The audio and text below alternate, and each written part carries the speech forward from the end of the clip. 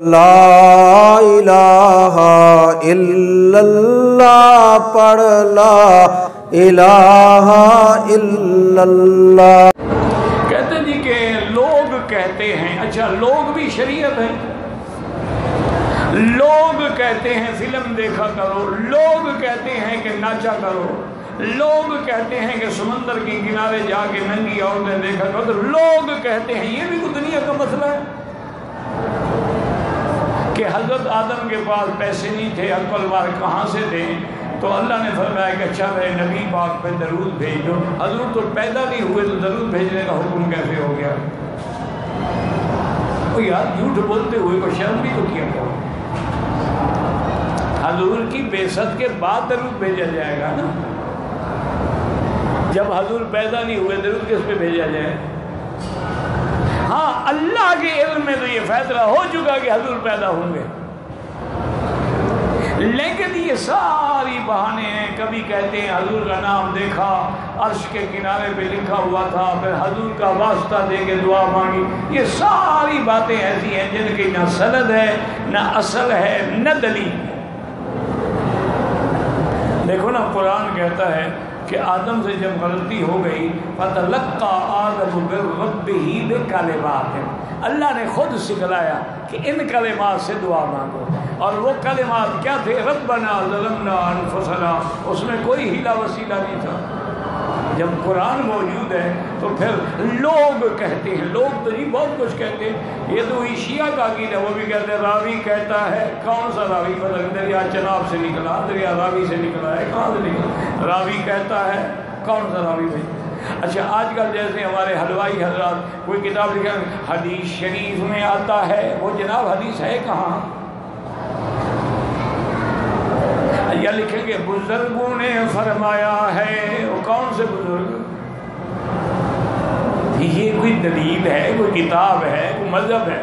جی حدیث میں آتا ہے۔ اللہ کے بندے، حدیث کی کتابوں کے طبقات ہیں اور حدیث کے درجات ہیں کہ حدیث صحیح بھی ہوتی ہے، حدیث حسن بھی ہوتی ہے، حدیث ضعیف بھی ہوتی ہے، حدیث غریب بھی ہوتی ہے، حدیث مرسل بھی ہوتی ہے، حدیث منقطع بھی ہوتی ہے، حدیث نعوذ باللہ گھڑی ہوئی موضوع بھی ہوتی ہے۔ تو کون سی حدیث میں آتا ہے؟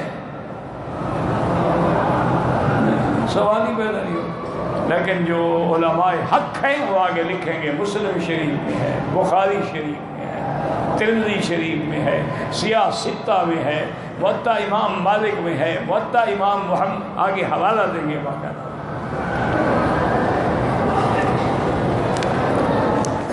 کہتے جی طواف کے بعد کی 2 رکعت نفل سمجھتا ہوا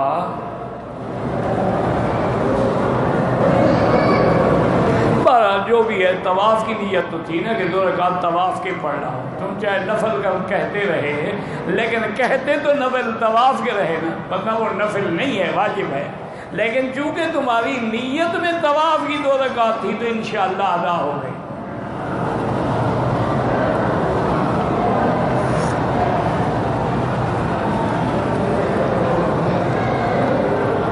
عدم علم طہر و حیض کی صورت میں احرام عمرہ، عدم علم طہر و حیض مجھے تو سمجھ نہیں آیا۔ ہر عورت کو پتہ ہے کہ میرے حیض کے کتنے دن ہیں اور مجھے حیض مہینے کے اول میں آتا ہے، درمیان میں آتا ہے یا کب آتا ہے؟ عدم علم کا مجھے کیا پتہ؟ یہ کوئی بات ہے کہ حیض کا اس کو پتہ نہ ہو؟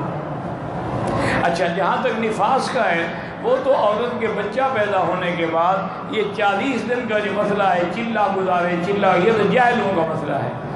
بچہ پیدا ہونے کے بعد جب خون بند ہو جائے، چاہے 2 دن کے بعد بند ہو جائے، عورت غسل کرے، پاک ہو گئی، نماز بھی پڑھے، سب کچھ کرے، وہ تو 40 دن کا معنی یہ ہے کہ بلیڈنگ ہو رہی ہے، خون آ رہا ہے، آ رہا ہے، اب 40 دن تک ہم انتظار کریں گے، اس کے بعد بھی آ رہا ہے تو استحاضہ ہے، وہ نفاس نہیں ہے۔ لیکن اگر خون بند ہو جائے، آج کل تو جدید یعنی طریقہ علاج ہے، ابھی عورت کے بچے پیدا ہونے کے بعد ہی وہ انجیکشن دے دیتے ہیں تو 2 دن کے بعد عورت صاف ہو جاتی ہے، تو پاک ہو گئی، نماز پڑھے گی، روزہ رکھے گی، سب کچھ کرے گی۔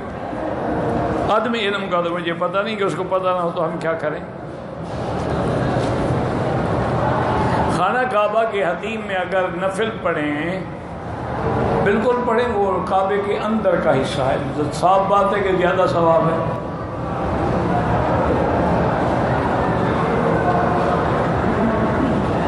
رکن یمانی یا حتیم یا اور کوئی حصہ چومنا منع ہے، ما سوا حجر اسود کے۔ اگر کسی کی ہوا خارج ہو جائے تو استنجا ضروری ہے؟ کوئی نہیں۔ استنجا تب ہوتا ہے کہ جب آدمی کا پیشاب ہو یا پخانہ ہو خارج ہو، صرف ہوا خارج ہونے سے استنجا نہیں ہوتا۔ کوئی کہ دوسرے کعبے کو ہاتھ لگا کے بدن کو پھیرتا ہے، اس سے کوئی منع ہے۔ اگر جائز ہوتا تو حضور خود پھیرتے۔ صرف حجر اسود ہے جس کو آپ بوسہ دے سکتے ہیں، اور مقام ملتزم ہے جہاں آپ سینہ لگا سکتے ہیں۔ رکن یمانی کو ہاتھ لگانا ہے، بوسہ نہیں دینا۔ اگر ہاتھ لگانے کا موقع نہ ہو چلے جائیں، اشارے کی بھی ضرورت نہیں ہے۔ ایک آدمی سے اپنے بھتیجے تنگ ہیں، باپ کا حق بھی نہیں دیتے، اللہ ان کی مشکل حل کرے، وہ 2 رکعت نماز اس مشکل کے حل کے لیے روزانہ پڑھا کریں، وَاسْتَعِينُوا بِالصَّبْرِ وَالصَّلَاةِ، اور اس کے بعد حسبنا اللہ ونعم الوکیل، جتنا ہو سکے پڑھتے رہیں، اللہ ان کی مدد کرے۔ آج کل تو حالات ایسے ہیں، بھتیجے کھا گئے چاچا رو رہا ہے، چاچا کھا گیا تو بھتیجے رو رہے ہیں، کیونکہ اللہ کا ڈر تو دونوں کے دل میں نہیں ہے نا۔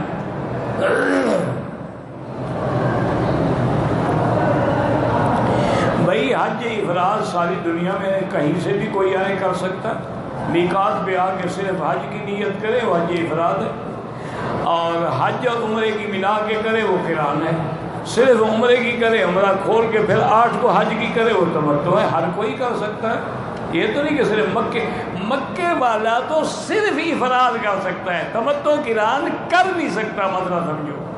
باہر سے آنے والا تو جو چاہے افراد کرے، چاہے تمتع کرے، چاہے قران کرے۔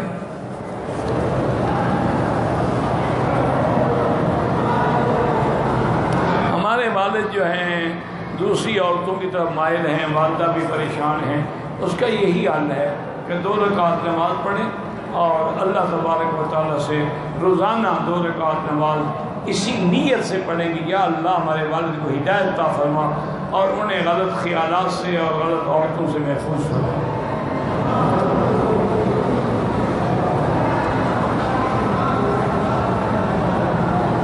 کہتے ہیں جی کہ ہمارے ایک خان صاحب ہیں، میلاد اور شیعوں کی مجلس کے لیے لنگر اور جانور دیتے، بالکل ناجائز ہے۔